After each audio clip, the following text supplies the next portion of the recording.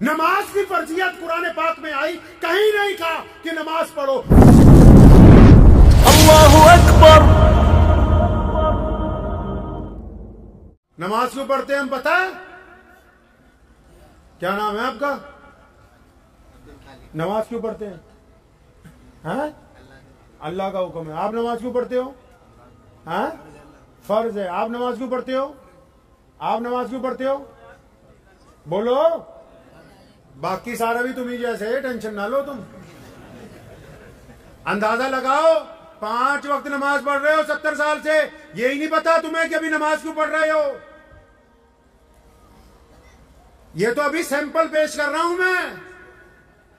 बाकी दीन का तो पता नहीं क्या कुछ कर रखा है आपने। अपने हाथ से इस्लाम का बेड़ा गर्क किया।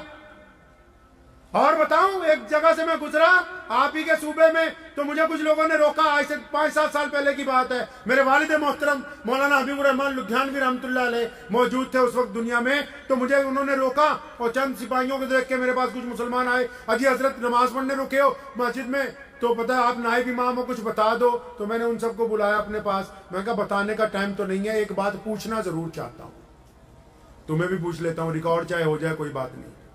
तो मैंने उनसे ये कहा कि ये बताओ, यहां दिल पे हाथ रख के बोलो, दिल पे हाथ रख लो जरा। मैं कहा ये बताओ, मुझसे फतवे ना पूछो, ये बताओ कि तुम्हारे इस्तिंजा खाने में जो बीड़ियों के टुकड़े पड़े हैं, ये किसी हुकूमत ने तुम्हें कहा है कि मस्जिद में आके तुम नशा किया करो? सारा दिन एक बवेला ही है कि फलां ने ये कर दिया, फलां। हम खुद क्या कर रहे हैं? हमने अपना मियार कितना नीचे गिराया है? हमने अपने पैर पर कितनी कुल्हाड़ियां मारी हैं? बार बार शिकस्त हो रही हो, अगर बार बार नाकामी हो रही हो, तो इसका मतलब ये नहीं है कि भाई हम में कोई खराबी नहीं। इसका मतलब यही है कि सारी खराबी हमें मौजूद है।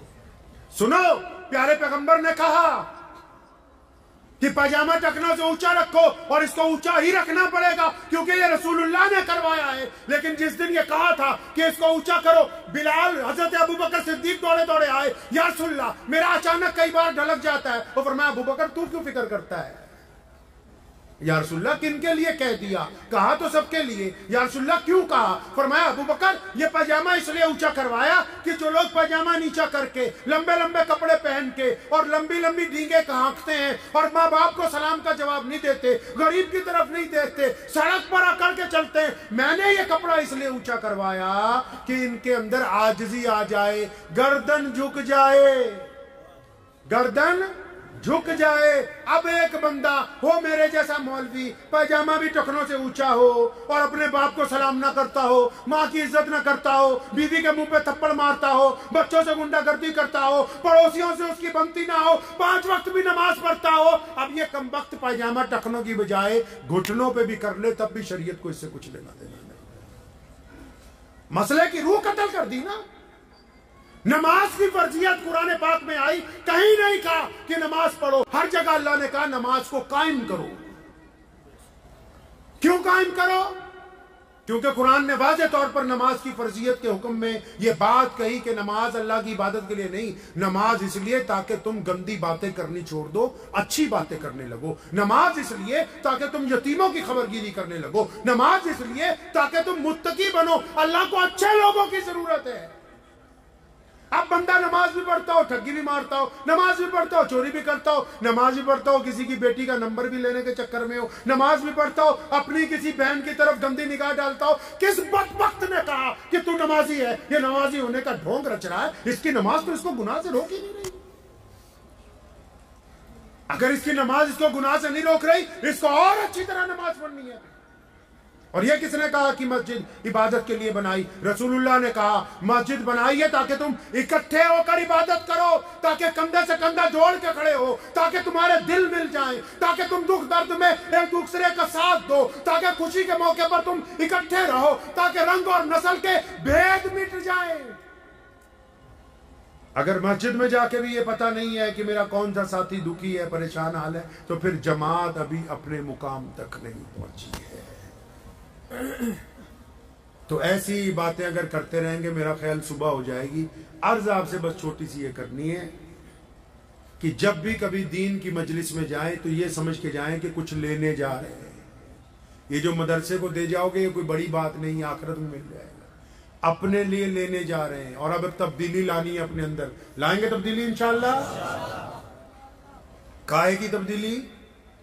नबी अलैहिस्सलाम की एक सुन्नत अपनानी है और नमाज भी पढ़नी है, एक और सुन्नत अपनानी है। वो सुन्नत क्या है?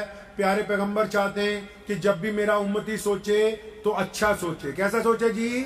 अच्छा सोचे। जब भी बोले तो अच्छा बोले, जब देखे तो अच्छा देखे। हम क्या करते हैं? 10 आदमी बैठे होते हैं, 2 उठ के चले जाते हैं तो 8 पता क्या कहे? अजी वो 2 तो ठग है। और जब 3 और चले जाए तो 5 कहते हैं ये भी 3 जो गए ना ये भी बेईमान है। अब जब उन 5 में से पीछे 3 और चले जाए तो बाकी 2 कहते हैं ये उनसे बड़े कमीने थे यार।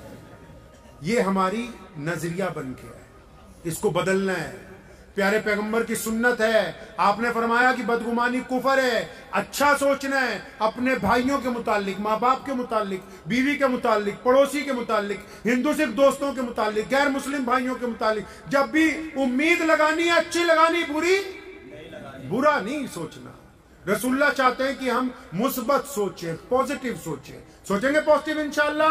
अगर आप पॉजिटिव सोचेंगे हालात तब्दील होंगे, अल्लाह ताला आपको इज्जत अता फरमाएंगे। अगर आप नेगेटिव सोचेंगे, क्योंकि रसूलुल्लाह ने कहा ना, अल्लाह ने कहा कि मैं बंदे के गुमान के साथ हूं। आप चाहते हैं कि अच्छा हो तो फिर अच्छा होगा, आप चाहते हैं कि मेरे साथ बुरा होने वाला है तो बुरे असबाब आ जाएंगे। इसलिए अपनी नीयत को दुरुस्त रखना। करेंगे इंशाअल्लाह। दुआ कीजिए अल्लाह ताला मुझे भी आप सब। उम्मीद है कि आपको ये वीडियो पसंद आई होगी। अगर पसंद आई हो तो ये आप अपने दोस्तों के साथ शेयर करें और इस चैनल को सब्सक्राइब जरूर करें।